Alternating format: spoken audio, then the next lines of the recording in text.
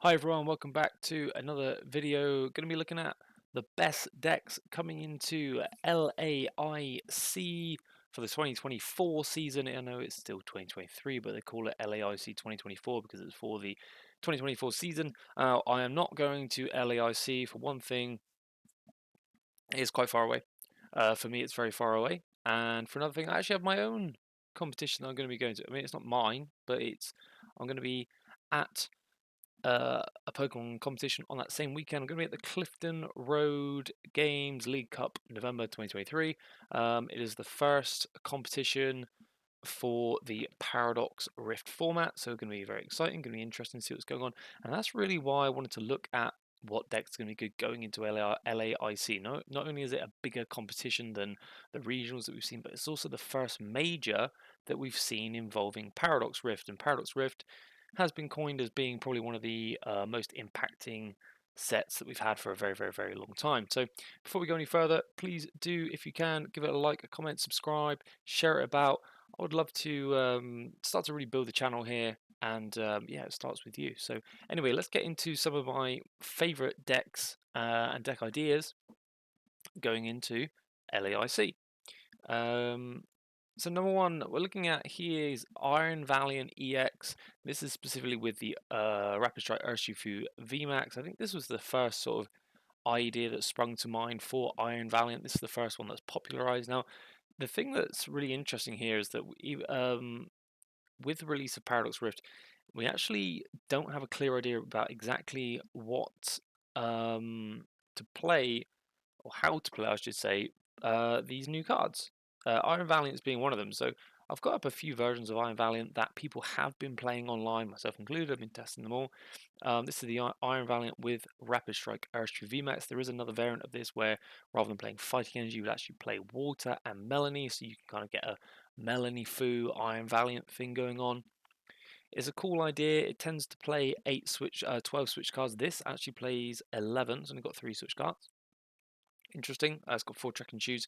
So again, there's lots of different options right now because we don't actually have nailed down the most optimal strategy for these new cards, which is I think kind of, I would say that's kind of peculiar. I don't know off the top of my head whether that is the norm or not for most sets. I feel like most cards get nailed down a lot quicker. And there are other variants involving Iron Valiant as well. Here is one that I think surprised a lot of people: Iron Valiant EX with Jolteon VMAX. Jolteon VMAX with the max Thunder Rumble, allowing to go 100 100, one to the active, one to the bench. Yeah, I think it's actually got a place. The the difference, I think I spoke about this before. I mean, obviously you got less HP with Jolteon VMAX, but you do have free retreat on it, which is nice. It's a nice free retreat pivot, and then you can also do Max Thunder Rumble for 1 energy, which is easy to set up after a Yoga Loop. So there's that give and take to and fro sort of idea about, okay, what do I play? What's the idea here? Now this also plays 11 switch cards. This one has swapped a switch card for a switch. Makes sense considering Jolteon has free retreat. Yeah, so interesting. Now there is another version of Iron Valiant which I've tested as well. The Entei. So this is playing 3 Entei V and 1 Radiant Charizard as well. Got a couple of Jet Energies in there and the double turbo for the Yoga Loop. Now this one is a bit different. Got the Iron Valiant to ping damage. Entei V gets powered up with the Magma Basin as well. Burning Rondo for hitting damage. Entei V has been a surprising, well, it's had a surprising resurgence, I think, recently. It got played in Charizard EX. And then now I have seen a deck with 4 Entei V, 4 Pokemon Go set Moltres, just for more damage, Radiant Charizard, and that's essentially the deck, and it's just aggro Entei. And it's interesting because of the 3 legendary cats, that's right, they're cats, they're not dogs. I always just sort of saw Suicune. I mean, Suicune was the one. It was the first one to come out. Suicune with the Inteleon engine and the Ludicolo enthusiastic dance. Loving the enthusiastic dance, add an extra 100 damage. It was absolutely meta. It was a great deck. I actually really enjoyed playing it as well, especially since you had Melanie. But then now it Raikou was the most played one because they had that one of in Lost Box. It also gets played in Miraidon, and then now Actually, Miraidon's, I think, sort of dropping off a little bit because we have other aggro basic EXs. But Entei is here, is sort of still doing its thing, and it's crazy to see. It's interesting because it kind of makes you think, like, when a new set comes out, you look at your bank account and you're like, okay, what can I afford to buy play sets of? I'm going to buy the stuff that I think is going to be most important in the long run. NTV never, when it came out, seemed to be that important. But here we are now with people playing 3 ups, 4 ups in decks. Should have bought 4. I think I do actually have 4. I bought 3 when they came out, and then I pulled one in a prize pack. So I got one with a little badge on it. But yeah, okay, so this is another take on the Iron Valiant Entei. I feel like this is probably the weakest one, personally, from my testing. It seems to just fall short. The thing that's really good about Entei as well is that 230 HP. It means that even with a stadium in play, the Roaring Moon cannot knock it out without using the frenzied gouging attack to auto knock it out and do 200 to itself. So that's really important maths. That's one reason to play Entei V over Suicune or Reiku, because they have 220 and 200 respectively. However, you are using Mango Basin to power it up, which does mean that Entei goes on 210 HP, which sort of negates that, essentially. Is there an argument that you could play... Well, no, you wouldn't, would you? I was going to say, could you play Suicune? No. Maybe this just needs some Bravery Charms. I don't know. Maybe. More testing required. Anyway, so that is Iron Valiant EX. So I think Iron Valiant EX is going to be quite popular going into LAIC. Is it going to make its way to top tables? That remains to be seen. Yeah, I don't know. I'm not sure. If you have an opinion on it, please do leave a comment below. Let's move on. Here we go. Okay, so Shenpao. Shenpao, when it came out on paper, seemed to be busted, loads of damage, and then people decided that it was a bit of a lie, and then there were some other Shenpao believers, and then all of a sudden you had this sort of theism and atheism about Shenpao, and it's sort of going. But with the release of Iron Hands EX, that kind of atheism seems to have died a little bit. We just kind of accept that actually Baxcalibur can load up damage really well with Shenpao, and it can now load up Iron Hands EX for those double prize knockouts or triple prize knockouts if you're hitting 2 prizes. Interestingly, just the 1 lightning energy here. Maybe you want to play 2. There's a count catcher. Still running the Canson clone in this list specifically. This isn't my list, by the way. It's just a list that I pulled from Limitless online competitions. So if you recognize it, congrats, you're on this video. A lot of people have been dropping the Canson clone, favoring just getting the Iron Hands into play rather than going for the is there even a boss hit? No, so they'll be going for the like cross switcher, Radiant Greninja, the Manaphy up, Canson clone double knockout play, bit of a wombo combo, but doable, especially with the triple Pokestop. Now, I would say that triple Pokestop and only 1 lost vacuum. Shenpao is very much weak to Path to the Peak because the Shenpao is a very powerful part of your engine. So if you're getting Path to the Peak here, then you're actually going to be at a bit of a loss with that Pokestop, I think. If you lose the Pokestop, you're not going to be able to draw into those Superior Energy Retrievals, things like that. So anyway, I think this is going to be a really powerful deck coming into LAIC. Definitely one to watch out for. I'm going to predict that we're going to see at least 1 in top 8.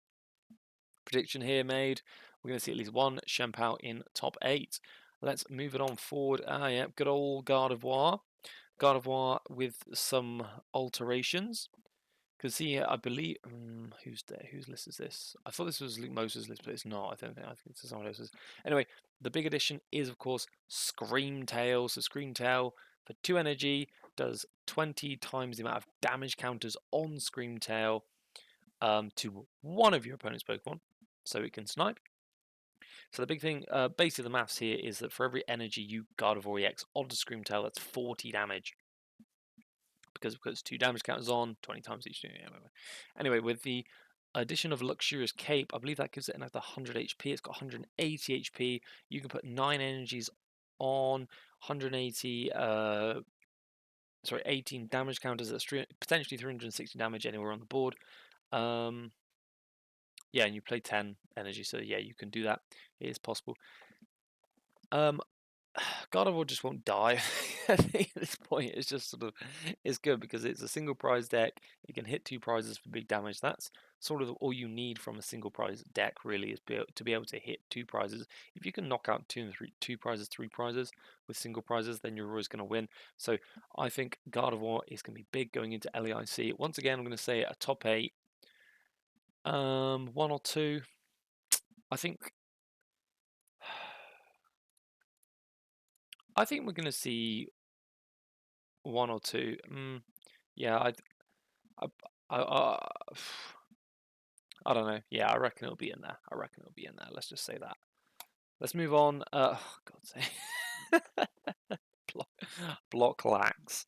All right, so the return of Snorlax block to the format after it initially came out in Plasma era. It didn't actually do that. Hasn't done that much. Though I actually remember seeing some block lax at EUIC this year, which was all the way back in like March or something. It's going to be looking different now. We've got some new cards. Have we got many new cards here? It's sort of the same deck. I think the Mimikyu is new. Maybe Erica's Invitation as well. That's probably it. So only a couple. Oh, of course, count. So yeah, the big one I think here is that Counter Catcher has come out. So Counter Catcher, you're going to be down on prize cards because you never draw a prize card. You just got automatic Gust, which is just silliness. So we've been seeing a lot of block lax placing in online tournaments more than we would like to see. No one likes, well, most people don't like to play against control. I don't love it. It's a long game. It's awkward. It's pretty annoying. The one of Battle VAP Pass is kind of interesting. But you got 4 Arven. Oh, excuse me. Yeah, okay. I can see a block lax getting quite far. Maybe top 32 here. Don't know about top 8, but we'll see. We'll see. You just never know. You just never know what's going to happen on the day. But anyway, that is the block lax deck. Let's move on to the next one, and is Roaring Moon. Now, there's loads of different ways to play Roaring Moon. So once again, just like with Iron Valiant, I don't know that the optimal has been tapped into yet. Now, there's a couple of main sort of stays with Roaring Moon. People say options, more Peko or the Brute Bonnet. Here in this list, we've got both. Playing the 4 Pokestop, this is, yeah, just kind of an aggressive aggro style list, which is how I've been playing Roaring Moon. I don't know about 2 more Peko. 2 more Peko seems pretty greedy, especially only 1 Squawk. I'd probably take a Morpeko out and put a Hisuian Heavy Ball in just to cover your bases to be able to get the Squawk. Anyway, that's one way to play Roaring Moon. There is the sort of not too well known Grant Manley style play of Roaring Moon, which plays 4 Dark and 3 Water, and the idea is to actually go first and try and get turn 2 Radiant Greninja attack off, and then turn 3 just slapping Roaring Moon. I tried it. I didn't love it. The problem with Roaring Moon, it seems like, is that yeah, you still burn. You can burn through quite literally down to about 20 cards left, 25 cards left for your deck. Turn 1, which is cool. You get to what you need. You can use Roaring Moon's attacks right from the get-go, right from turn 1, going second. But if the game lasts too many more turns, I mean, you're just at such a risk. You're at risk of Iono. You have to be using Sadie's Vitality a lot, which means you don't have the option to use Boss's Orders. You want to be up on prizes, so you've got to make room for the cross switches. Now you've got to find the cross switches. Yeah, it kind of struggles with the mid and late game, in my opinion. Anyway, it can do. Maybe it it might be it's very similar to Mew VMAX in that on the surface it looks like you just go Bernie, Bernie, Bernie, Bernie, Bernie, get everything you need as quickly as possible. But actually, maybe resource management is far more important than you would first think with the deck. I don't know. It's just a thought. It's just a thought. Um, yeah, cross switcher is an option. Not everyone is doing cross switchers. Brute bonnet is an option. Not everyone is doing brute bonnet. I think brute bonnet's fallen out of favor.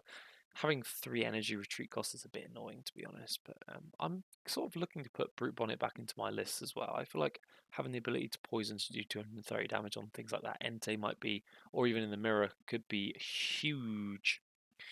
But the lack of vacuum definitely does hurt the deck. There's been a few occasions where I wish I could just like vacuum to create a knockout, but I haven't been able to. So yeah, there's that. Let's have a look. This is another Roaring Moon list. Now, some people are liking this. We've got the double Path to the Peak in here. 5 stadiums, god damn. The thing is, like, Path to the Peak's cool, and having that disruption just like Maridon is nice, but you with what's it called, Calamitous Storm, is it? Something like that. Calamity Storm, Calamitous Storm. You are going to be likely to discard it, and then you're not actually pathing your opponent. You've only pathed yourself, so that's kind of annoying. I'm unsure about this. Got the double Judge in there, 2 Iono, some more. This is a far more disruptive list. Maybe this handles the mid to late game better. Maybe, maybe not. I don't know. Triple Trek and Shoes seems greedy. I'd rather save that space and have something useful like the Cross Switcher. But yeah, that's gonna be the Roaring Moon. I think those are the only 2 versions of Roaring Moon that I pulled up. Interesting deck. I think I feel like Roaring Moon is probably going to be the most played deck going into LAIC. Believe it or not. Whether or not I think I was going to say whether or not it has the best conversion rate, but I think just by nature, if you are the most played deck, chances are just from a statistical perspective, you're probably not going to have the highest conversion rate from day 1 to day 2 to day 3 or top 8. But yeah, I'm going to make the prediction here that Roaring Moon is going to be the most played deck going into LAIC. Will we see any in the top 8? I think there's a good chance to see 2 to 3 of these in the top 8. I do think there's a very powerful deck. Sometimes just being able to run your opponent down. I haven't featured any Roaring Moons here with water energy.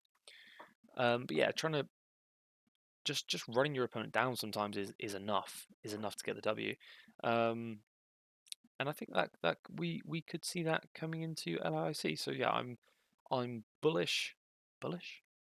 Yeah, bullish on Roaring Moon for LAIC top 8 and definitely for day 1 for popularity for sure. Now, the last variant I've got 2 variants of is Mew. I'm sort of contradicting myself really on putting those next to each other, but I feel like Mew is still going to be a decent build, a decent play here. This is Fusion Mew, of course. No Deoxys here. I think Deoxys is undervalued. It's really good. Possibly an option to drop the Ice Cube and play the Deoxys.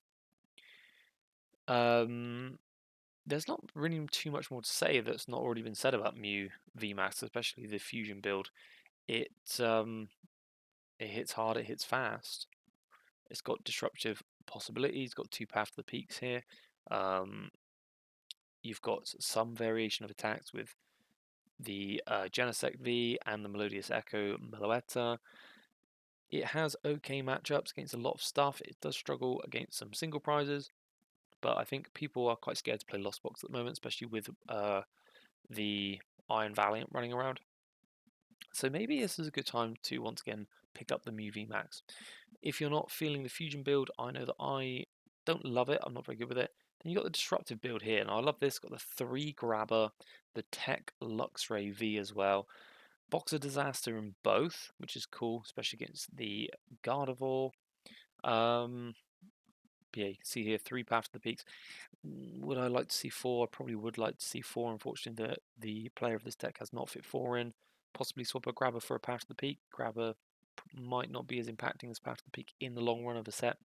But yeah, definitely my preferred version of Mew VMAX. Just get some disruption. Just DTE 190, 190. Let's get it.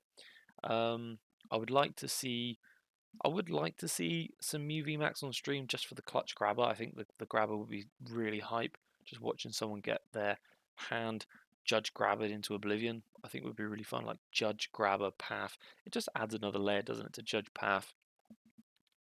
But that is actually short and sweet. That's going to do it for this video and about all these decks. I don't think, yeah, I mean, honorable mentions would definitely be Lost Zone.